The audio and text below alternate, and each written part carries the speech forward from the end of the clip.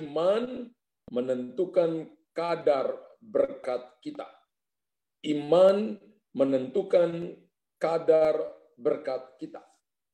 Haleluya. Mari kita lihat firman Tuhan dulu, Matius pasal yang ke-15, ayat 21 sampai ayatnya yang ke-28. Matius 15, ayat 21 sampai ayat yang ke-28.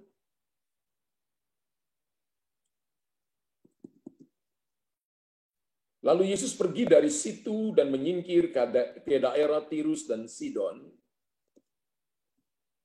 Maka datanglah seorang perempuan Kanaan dari daerah itu dan berseru, "Kasihanilah aku, ya Tuhan anak Daud, karena anakku perempuan kerasukan setan dan sangat menderita." Tetapi Yesus sama sekali tidak menjawabnya. Lalu murid-muridnya datang dan meminta kepadanya, "Suruhlah ia pergi." Ia mengikuti kita dengan berteriak-teriak. Jawab Yesus, "Aku diutus hanya kepada domba-domba yang hilang dari umat Israel." Tetapi perempuan itu mendekat dan menyembah dia sambil berkata, "Tuhan, tolonglah aku."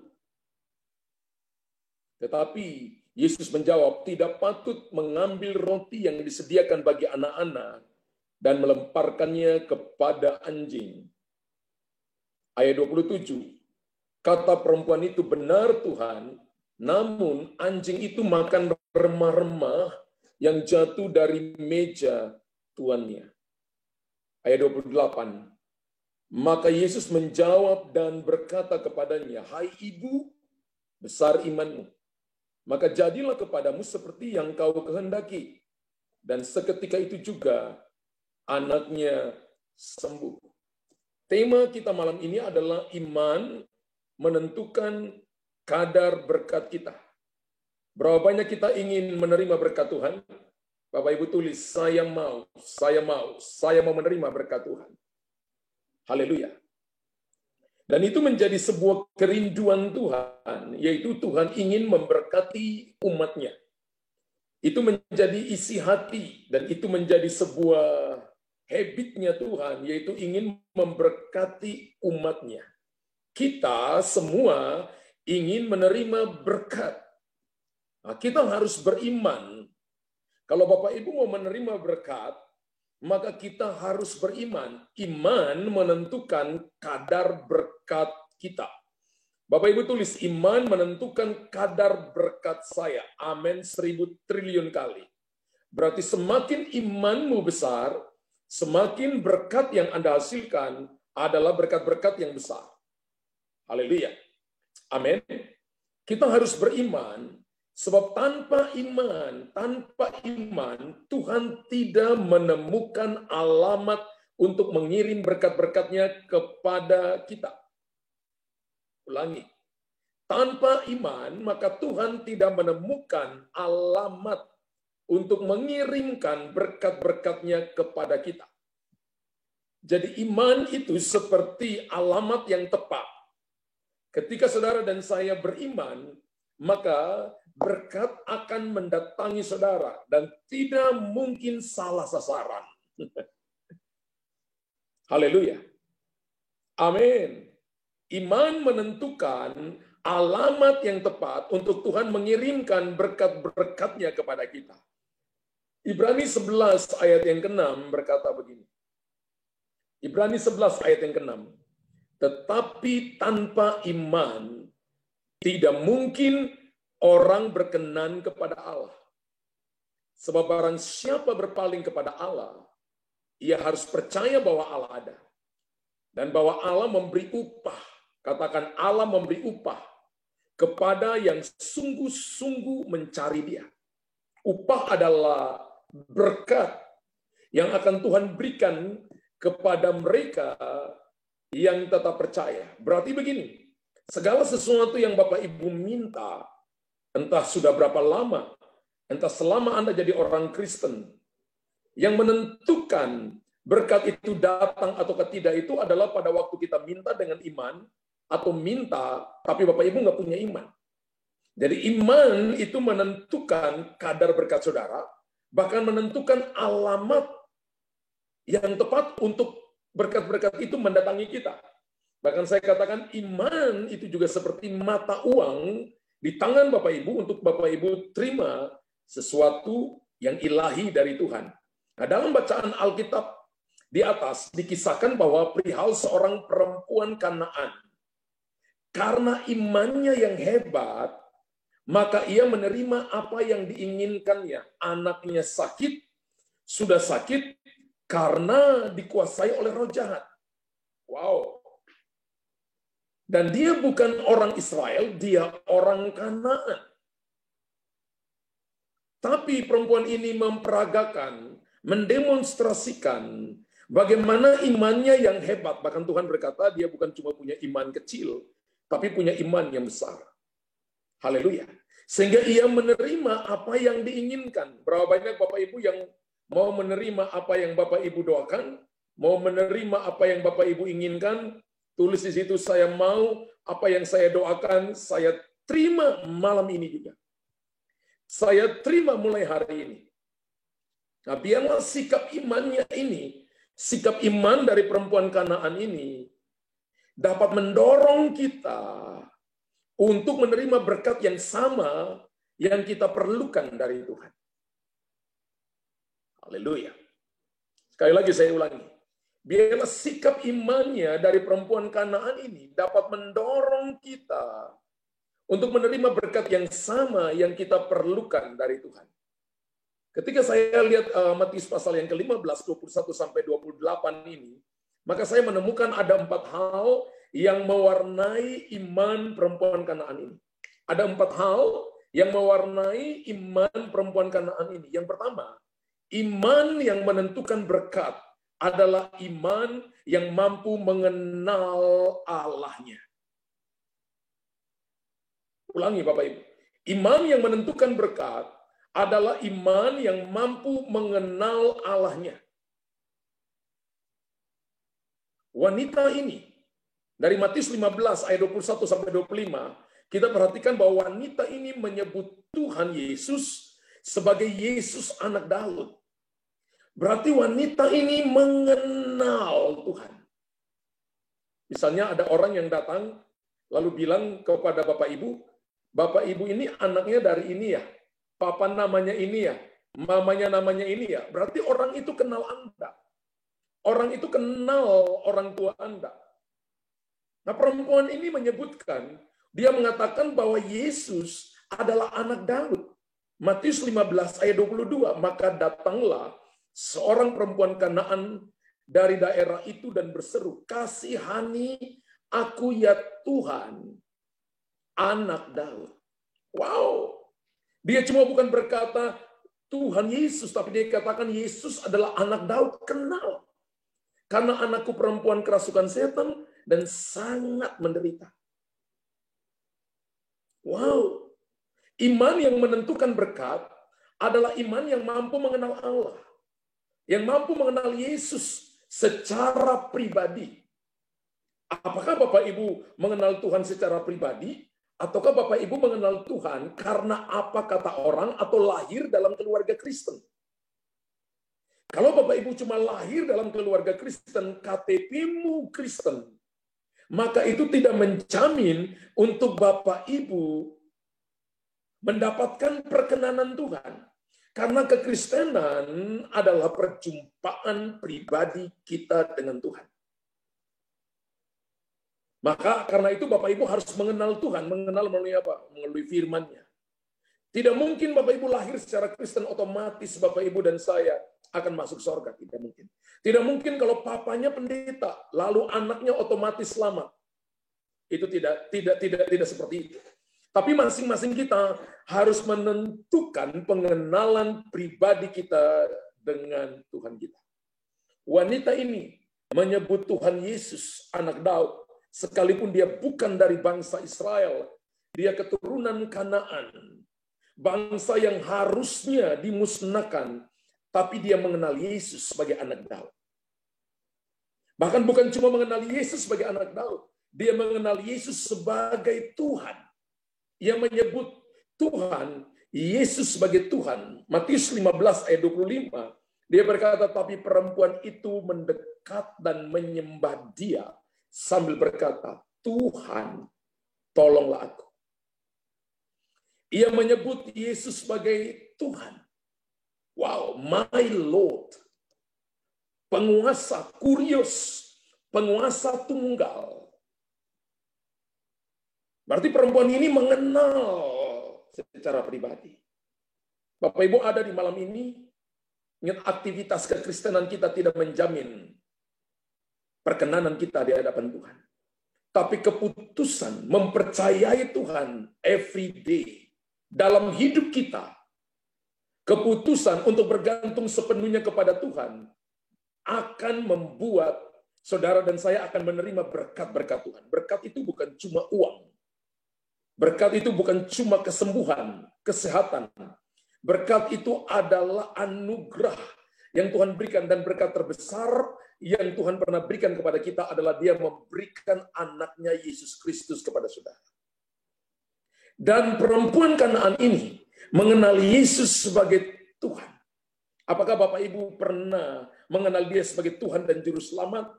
Akui Dia seperti Roma 10 ayat 9 dan 10. Masuk dalam hatiku, memerintah dalam hidupku, dan aku mempercayai Engkau sebagai Tuhan dan Juru Selamat. Mengaku dengan mulut, percaya dalam hati Yesus adalah Tuhan, maka diselamatkan.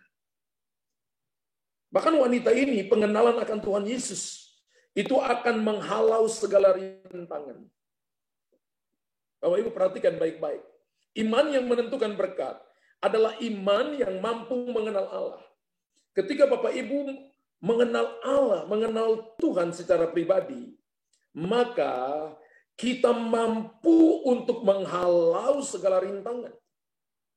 Ada banyak orang yang tidak tahan dengan rintangan, persoalan, masalah. Dia mau langsung selesai.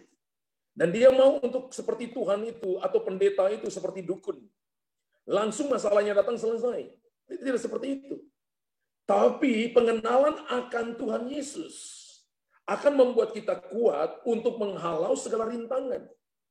Perempuan ini ketika dia mengenal Tuhan, dia tidak takut, dia tidak tersinggung, dia tidak merasa minder ketika ada begitu banyak halangan yang mencoba untuk menghalangi dia mendapatkan berkat Tuhan. Haleluya. Dan kita dapat mengenal kasih dan belas kasihan Tuhan Yesus kepada siapa saja dari 4 hal berikut ini.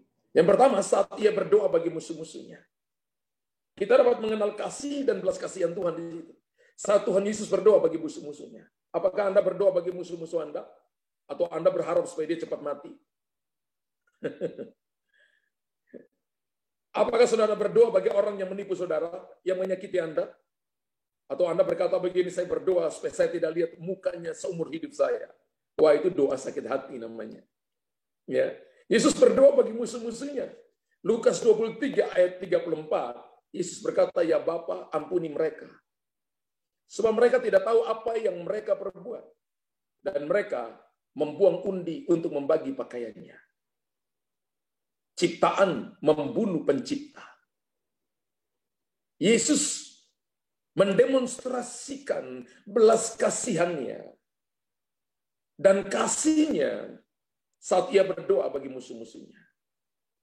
Yang kedua, Yesus mendemonstrasikan kasih dan belas kasihannya saat ia mengundang Sakeus untuk turun dari pohon. Sakeus dikatakan bahwa dia petugas pajak.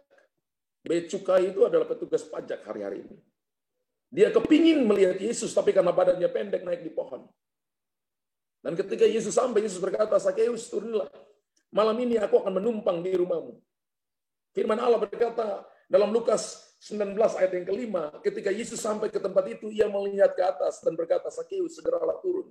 Sebab hari ini aku harus menumpang di rumahmu. Lihat kasih dan belas kasihan. Ketika seseorang merasa sepertinya tidak ada harapan, ketika seseorang merasa sepertinya dia yang paling minder, paling kecil, saudara dan saya ada dalam perhatian Tuhan. Tuhan berikan kepada Anda kasih dan belas kasihannya. Saat ia berkata kepada orang lumpuh 38 tahun. Yohanes 5 ayat yang ke-8. Kata Yesus kepadanya, bangunlah, angkatlah tilammu dan berjalanlah. 38 tahun. Ini sakit yang bukan main-main. Tapi ketika berjumpa dengan Yesus, saudara perhatikan baik-baik. Ketika kita berjumpa dengan Yesus, pengenalan akan Tuhan Yesus menghalau segala rintangan. Orang yang sakit 38 tahun mengalami kesembuhan ketika berjumpa dengan Yesus. Yesus menunjukkan kasih dan belas kasihannya. Saat ia berkata juga kepada perempuan yang berzina, kedapatan berzina oleh ahli Taurat Farisi. Yohanes 8 ayat yang ke-11. Jawabnya, tidak ada Tuhan. Lalu kata Yesus, aku pun tidak akan menghukum engkau. Pergilah dan jangan berbuat dosa lagi mulai dari sekarang. Saudara perhatikan begini, ketika Bapak Ibu mengenal Tuhan, maka Bapak Ibu akan mendapatkan bukan cuma jawaban, tapi kasih dan belas kasihan. Ketika kita dapat kasih dan belas kasihan, Anda dan saya diterima. Pengenalan akan Tuhan itu membuat kita bukan cuma diterima, kita dapat legacy, kita dapat warisan. Bapak Ibu tulis, pengenalan akan Tuhan bukan cuma diterima, tapi saya dapat warisan.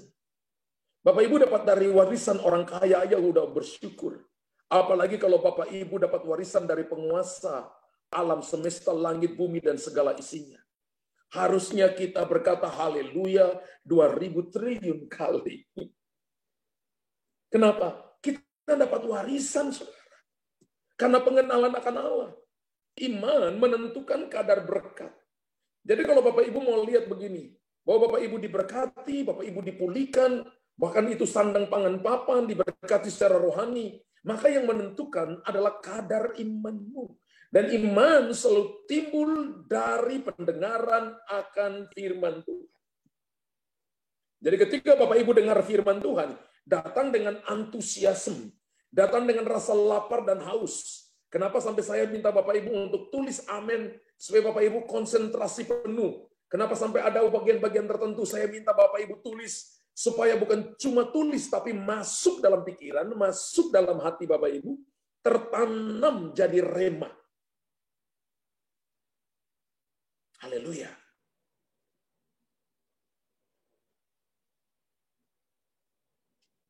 Iman yang menentukan kadar berkat. Yang pertama adalah iman yang menentukan berkat adalah iman yang mampu mengenal Allah. Yang kedua, iman yang menentukan berkat adalah iman yang mampu memahami firman Tuhan. Bukan hanya mengenal Allah, tapi mampu memahami firman Tuhan. Ada banyak orang yang tidak tahu firman Tuhan. Karena hari ini dunianya adalah dunia online, dunia maya. Jadi orang tulis asal tulis saja. Asal dia tahu sedikit, dia udah tulis. Sudah seperti mengerti banyak hal. Tapi orang yang tahu banyak hal akan mengajar orang-orang yang belum tahu untuk mengerti dan memahami seluruh kebenaran karena dipimpin oleh Roh Kudus. Dan ketika Bapak Ibu punya waktu pribadi dengan Tuhan, untuk duduk, mendengarkan firman, membaca firman, merenungkan firman, maka minta Roh Kudus untuk menuntun Bapak Ibu, maka kita akan memahami firman Tuhan. Satu-satunya buku yang ketika Bapak Ibu baca, penulisnya ada bersama-sama dengan kita adalah Alkitab. Buku yang Bapak Ibu baca, buku rohani yang Bapak Ibu baca, mungkin Bapak Ibu baca penulisnya seseorang, tapi penulisnya ada di negara lain, ada di kota lain. Tapi ketika Bapak Ibu baca Alkitab, penulis Alkitab, Roh Kudus menemani Bapak Ibu. Jadi kalau Bapak Ibu tidak mengerti, tanya Roh Kudus, arti firman Tuhan ini apa? Iman yang menentukan berkat adalah iman yang mampu memahami firman Tuhan. Perempuan Kanaan memahami firman yang keluar dari mulut Tuhan Yesus. Ia tahu bahwa Yesus datang hanya bagi orang Yahudi saja. Matius 15 ayat 24. Jawab Yesus, aku diutus hanya kepada domba-domba yang hilang dari umat Israel. Dan perempuan ini tahu itu. Perempuan ini memahami firman yang keluar dari mulut Yesus. Itu artinya begini, bahwa yang dia minta, yang dia datang minta, sebenarnya itu harus diberikan kepada orang Israel lebih dulu. Karena itu dia pahami, dia tidak protes sama sekali. Ada banyak orang yang protes ketika tidak didoakan marah, tidak dinubuatin juga ngomel. Padahal memahami firman Tuhan, duduk mendengarkan firman Tuhan, itu sama dengan Tuhan bicara kepada saudara. Orang protes itu adalah orang yang tidak mengenal Tuhan. Tapi orang yang mengucap syukur itu membuktikan bahwa dia puas dengan Tuhan. Tulis Bapak Ibu, orang protes itu dengan Tuhan itu tidak mengenal Tuhan. Tapi orang mengucap syukur itu, dia puas dengan Tuhan. Amin, 3.000 triliun kali. Perempuan Kanaan ini memahami setiap firman yang keluar dari mulut Allah, bahwa Yesus datang hanya bagi orang Yahudi. Ia tahu bahwa ia seperti seekor anjing. Bukan anjing ya, tapi ia seperti seekor anjing. Salah satu sifat anjing itu adalah setia. Dan anjing adalah binatang yang jijik di Israel. Dan perempuan ini tahu ia seperti seekor anjing. Matius pasal 15 ayat 26-27. Yesus menjawab, tidak patut mengambil roti yang disediakan bagi anak-anak, melemparkannya kepada anjing. Ini firman yang keluar dari mulut Yesus. Kata perempuan itu, benar Tuhan. Saudara lihat orang memahami firman Tuhan ya. Setuju Tuhan. Namun anjing itu, dia berkata, aku seperti anjing yang makan dari remah-remah yang jatuh dari meja tuannya. Bapak Ibu, orang yang memahami firman Tuhan tidak mudah kecewa, tidak mudah protes, tidak mudah menyalahkan. Ini ngomong Tuhan keras loh. Tuhan seperti katakan gini, kamu tuh anjing, kamu tuh nggak layak. Tapi dia berkata begini, tapi anjing-anjing itu makan remah-remah yang jatuh dari meja tuannya. Wow. Kalau Bapak Ibu memahami firman Tuhan, pasti nggak ada komplain. Kalau Bapak Ibu memahami firman Tuhan, pasti akan selalu bersyukur. Pasti akan selalu sepakat. Apapun firman yang datang, entahkah firmannya keras, entah firmannya itu adalah firman yang menegur, entah firman itu adalah firman yang mengoreksi, entah firman itu adalah firman yang datang memperbaiki kelakuan, kita ya saja. Kenapa? Karena itu firman yang keluar dari mulut Tuhan. Dan Tuhan selalu bicara melalui hamba-hambanya. Tuhan selalu bicara melalui keadaan. Tuhan selalu bicara melalui orang lain. Tuhan bisa bicara melalui suamimu, istrimu.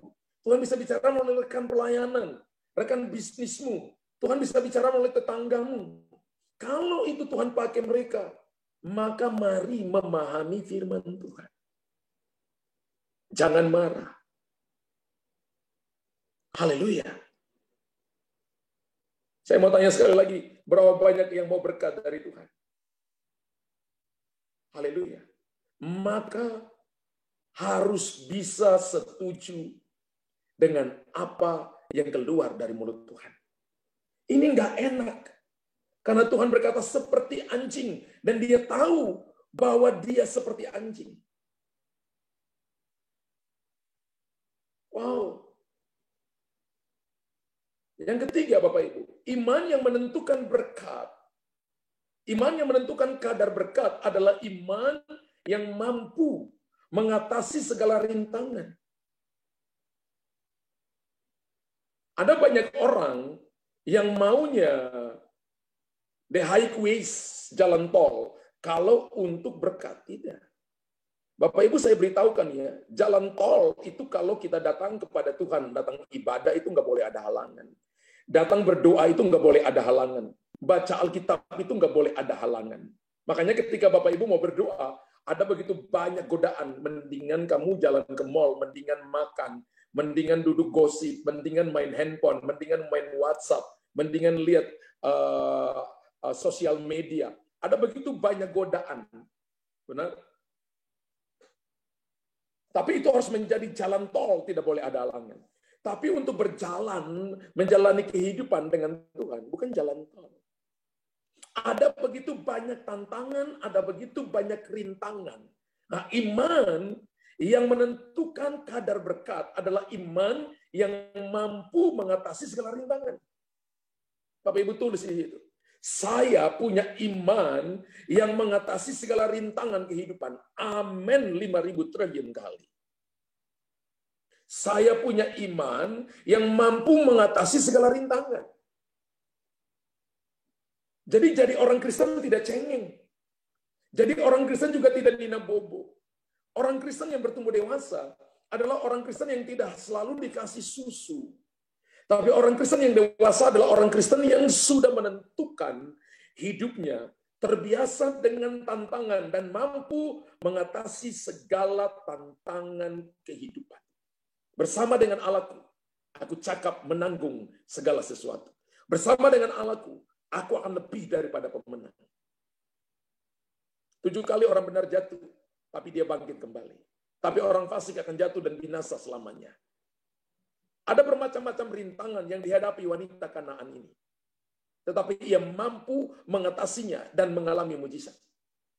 Kalau Bapak Ibu baca dari Matius 15, ayat 21 sampai 28 tadi, ada berbagai macam tantangan, rintangan yang dihadapi oleh perempuan Kanaan ini. Tetapi ia mampu mengatasinya dan mengalami mujizat. Yang pertama, tantangan yang pertama, ia bukan orang Yahudi. Saat itu Yesus berkata, aku datang hanya kepada domba-domba yang terhilang dari orang Israel. Dia bukan orang Yahudi. Matius 15 ayat 22 dengan menjelaskan dengan sangat-sangat detail. Maka datanglah seorang perempuan Kanaan dari daerah itu dan berseru, kasihanilah aku ya Tuhan, anak Daud. Karena anakku perempuan kerasukan setan dan sangat menderita. Menulis bahwa dia perempuan Kanaan, tidak termasuk dalam jalur berkat yang ditentukan kepada dia. Dia sadar sekali bahwa dia bukan orang Yahudi. Tapi dia mampu mengatasi rintangan ini, dan akhirnya kita lihat dia mengalami mujizat. Haleluya. Saudara dan saya bukan orang Yahudi. Tapi karena Yesus Kristus, kita disebut sebagai Yahudi secara rohani dalam tanda petik. Israel secara rohani dalam tanda petik. Karena Yesus Kristus supaya kita menerima berkat Abraham itu. Haleluya. Amin. Rintangan yang kedua adalah Tuhan Yesus tidak menjawab jeritannya.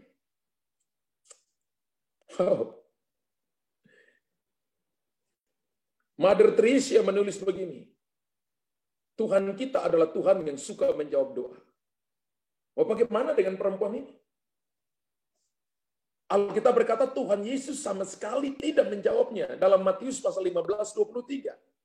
Ketika dia bilang, Yesus anak Daud, tolonglah aku, anakku kerasukan dan sangat menderita. Firman Allah berkata, tetapi Yesus sama sekali tidak menjawabnya. Hari ini doamu belum dijawab. Sama sekali belum dijawab. Bapak Ibu udah berdoa 2 tahun, 3 tahun. Ada yang berdoa 5 tahun. Sama sekali belum dijawab. Jangan putus asa. Iman yang menentukan kadar berkat adalah iman yang mampu melewati berbagai-bagai rintangan kehidupan. Entah itu adalah periodik waktu. Entah itu tantangan dari orang. Entah itu dari sikap. Entah itu Anda mengalami penolakan. Saya beritahukan kepada saudara, mungkin Tuhan belum jawab. Bahkan Alkitab katakan Yesus sama sekali tidak menjawabnya.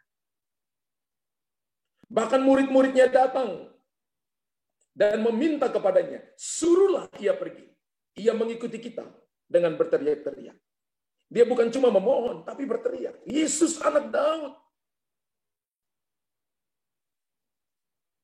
tolong aku. Rintangan pertama, dia bukan orang Yahudi. Rintangan yang kedua, Yesus tidak mendengarkan jeritannya. Rintangan yang ketiga, murid-murid Tuhan menyuruhnya pergi, hamba-hamba Tuhan menyuruhnya pergi. Gembala ngusir dia pergi. Haleluya.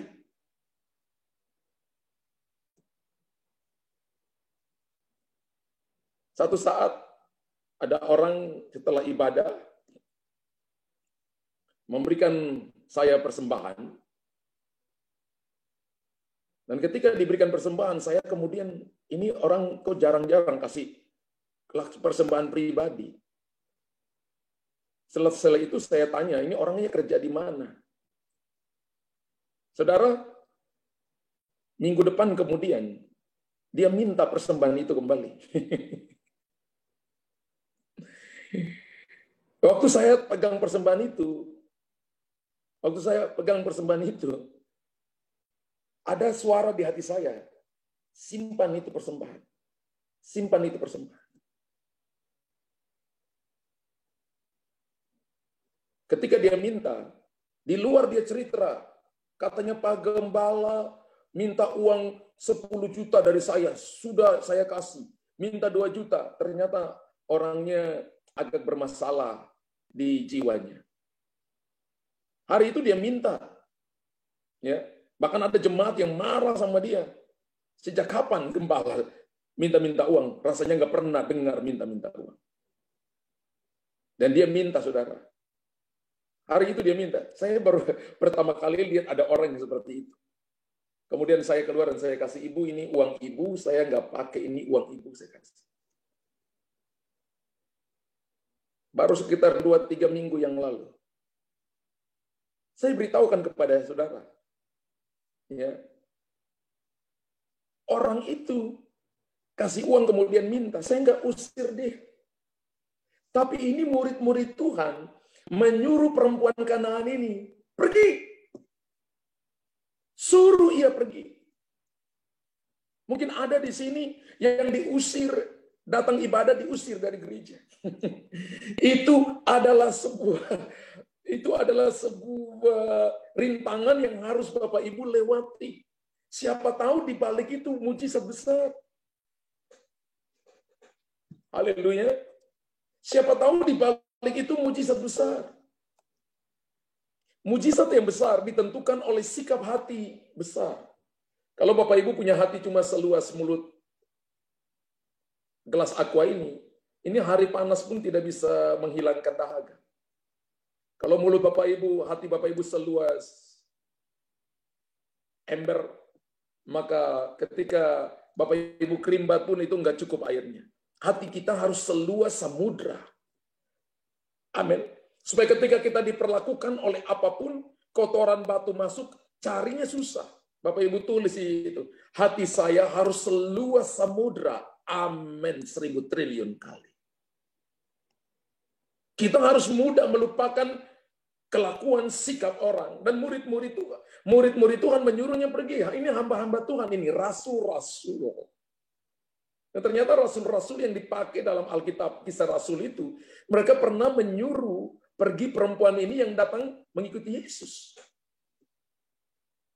Bahkan bukan cuma itu saja, permohonannya ditolak. Matius 15 ayat 26 berkata, tapi Yesus menjawab, tidak patut. Atau kasarnya begini, itu bukan untuk kamu. Kasarnya begini, kamu tuh tidak layak mengambil roti yang disediakan bagi anak-anak, melemparkannya kepada anjing. Tapi mari saya beritahukan, iman yang menentukan berkat adalah iman yang punya tekad untuk menyelesaikan masalahnya. Tulis Bapak Ibu, iman yang menentukan berkat adalah iman yang punya tekad untuk menyelesaikan masalahnya. Punya tekad artinya begini, punya keyakinan, punya kepastian bahwa apapun terjadi, Tuhan kita adalah Tuhan yang penuh kasih, Tuhan yang penuh belas kasihan, yang akan menjawab doaku karena I believe, saya percaya. Katakan amin.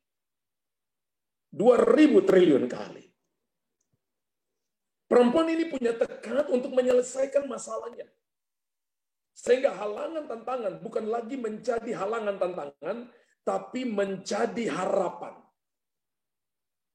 Tapi menjadi peluang untuk dia mengalami mujizat. Haleluya. Hari ini Bapak Ibu sedang bergumul. Ada begitu banyak tantangan. Jawaban belum datang. Tuhan tidak dengar sama sekali. Ada kalanya Anda datang minta didoakan, mungkin ditolak. Ada kalanya Anda datang untuk mau sharing tidak ditanggapi. Siapa tahu itu adalah ujian iman untuk Anda punya kadar iman, untuk Anda melihat berkat-berkat datang mengalir dalam hidup. Saudara harus punya tekad untuk menyelesaikannya. Ketika Bapak Ibu datang dengan hati yang murni, tulus, suci, Tuhan itu adalah Tuhan yang cuma menguji hati. Matius 15 ayat 28 berkata, maka Yesus menjawab dan berkata kepadanya, setelah dia melewati begitu banyak rintangan, dia bukan orang Yahudi. Doanya tidak dijawab Yesus. Diusir oleh murid-muridnya. Permohonannya ditolak. Tapi karena dia punya tekad menyelesaikannya, Yesus berkata, ayat 28, hai ibu besar imanmu. Wow. Hai ibu besar imanmu. Maka jadilah kepadamu seperti yang kau kehendaki. Saudara perhatikan baik-baik, Yesus tidak doa tumpang tangan. Tidak. Karena dia melewati iman yang melewati begitu banyak rintangan. Tidak terluka, tidak tersinggung, tidak marah. Tuhan berkata iman yang besar. Maka jadilah kepadamu seperti yang kau kehendaki. Saya terjemahkan bebas. Orang yang punya iman ini, dia maunya apa? Aku maunya diberkati. Aku mau anakku sembuh. Maka jadilah seketika itu. Aku mau supaya terjadi terobosan. Aku mau supaya aku mengalami perkara-perkara hebat, supranatural, mengalami kesembuhan, maka terjadilah seperti itu. Ketika Bapak Ibu punya iman, maka sorga akan memanjakan saudara. Bapak Ibu baca baik-baik, hai ibu besar iman. Maka jadilah kepadamu seperti yang kau kehendaki. Dan Alkitab katakan seketika itu juga anaknya sembuh. Bukan tunggu besok. Bukan nanti minggu depan. Bukan 2 jam, 1 jam lagi. Detik itu juga. Saat itu juga. Seketika itu juga. Anaknya sembuh. Seketika itu juga.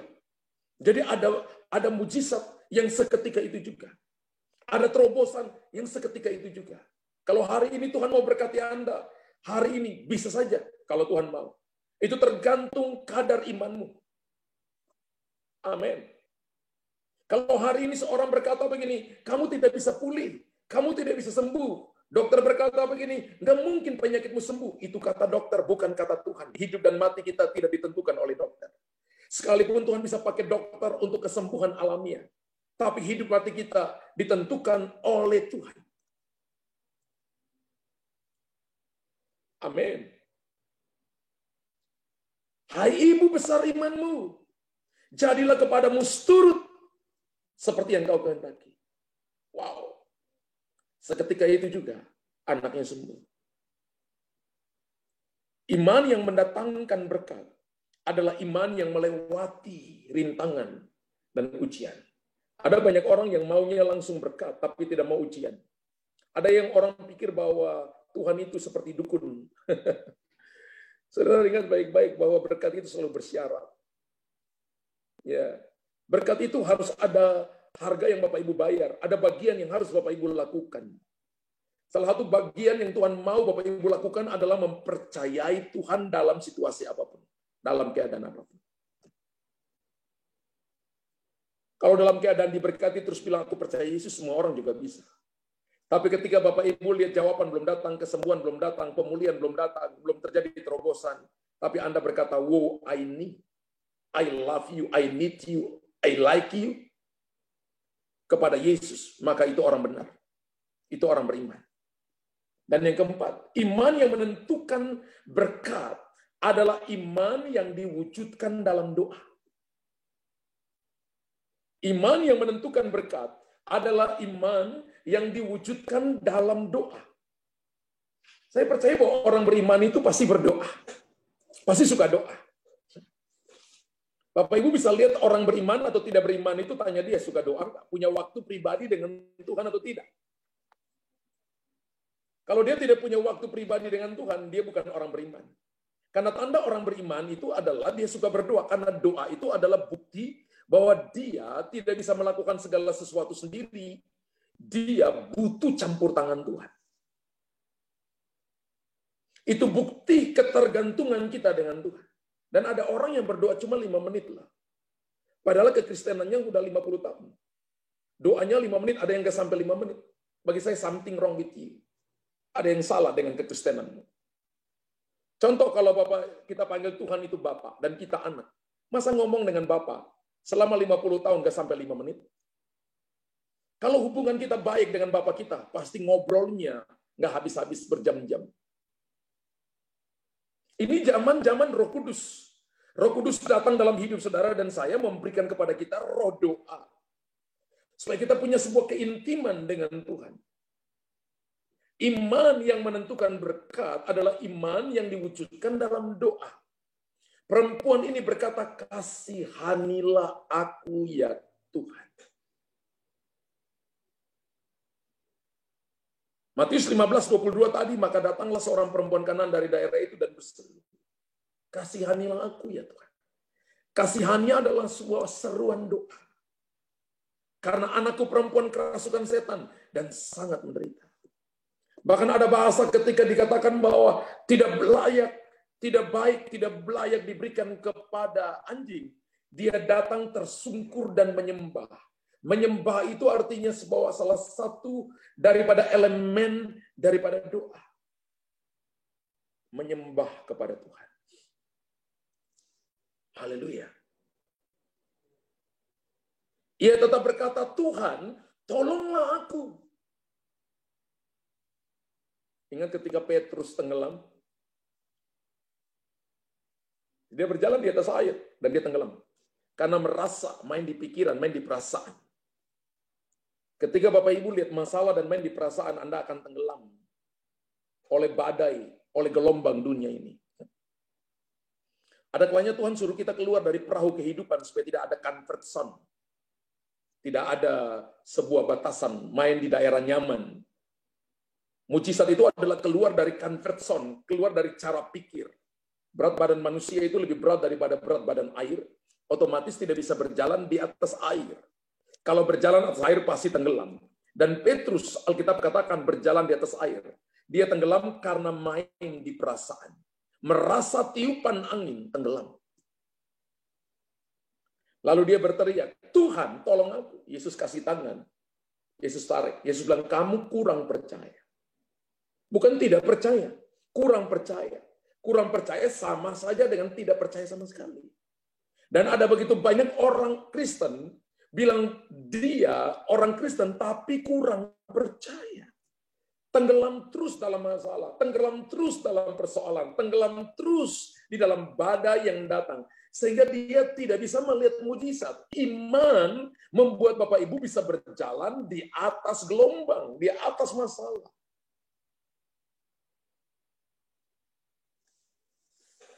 Haleluya. Ia tetap berkata, Tuhan tolonglah aku. Ini seruan doa.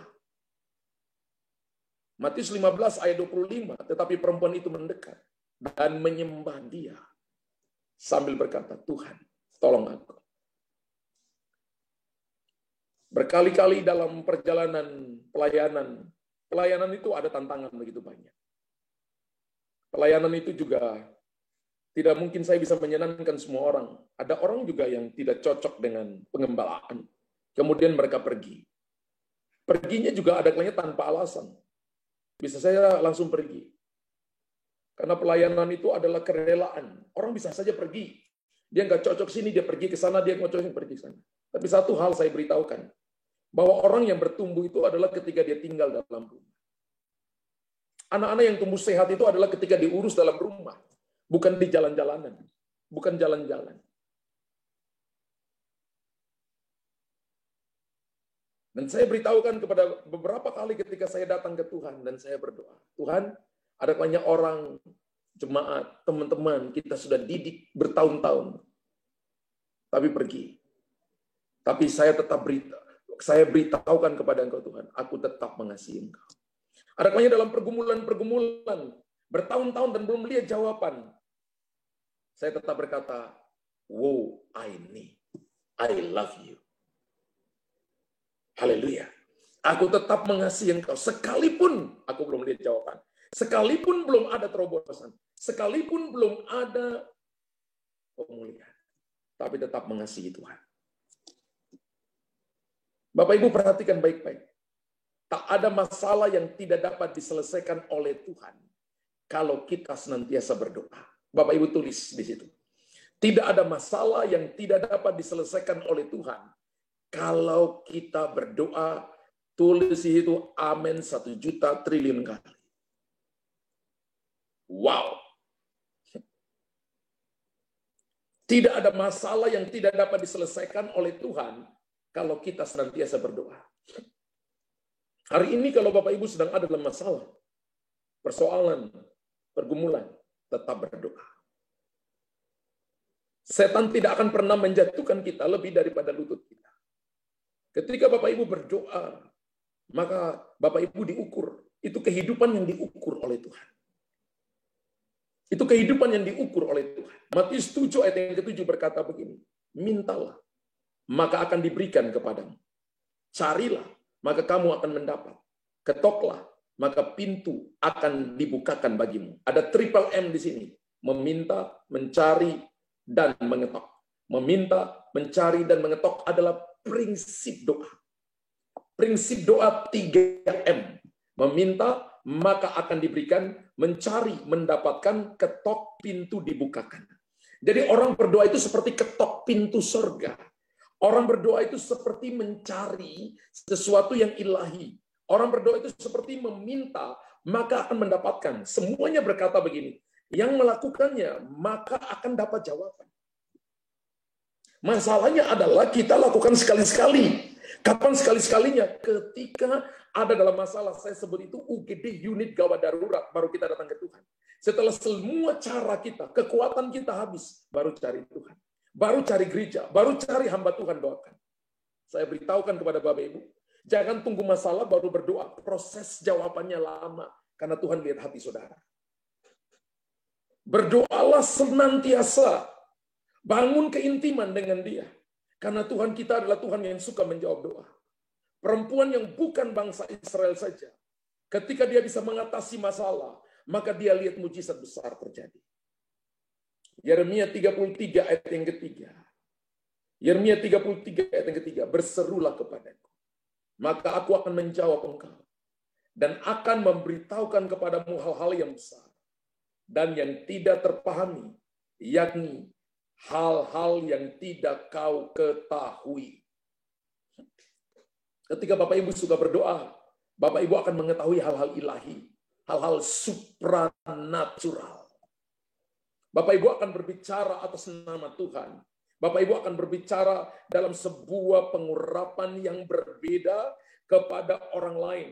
Akan dipenuhi dengan karunia-karunia. Ada orang yang tidak mempercayai karunia nubuatan.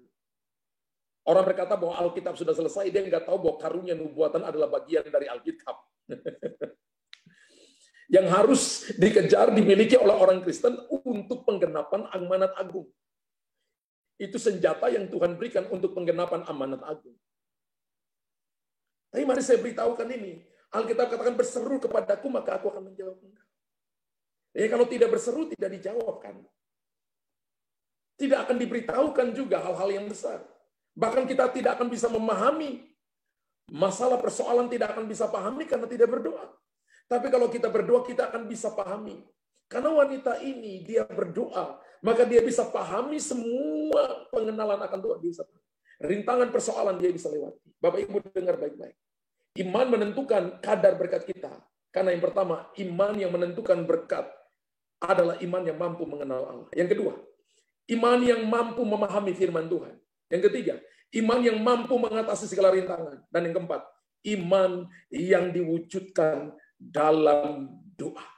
Bapak Ibu tulis di kolom komentar malam ini, saya sungguh amat diberkati oleh Tuhan. Amin 1 juta triliun kali. Haleluya. Tuhan memberkati saudara. Malam ini berapa banyak Bapak Ibu yang mau menerima berkat. Maka tidak ada cara lain. Bapak Ibu harus memiliki iman, dan iman timbul dari pendengaran. Pendengaran akan firman Tuhan. Bapak Ibu, apapun yang terjadi harus hadapi bersama dengan Tuhan.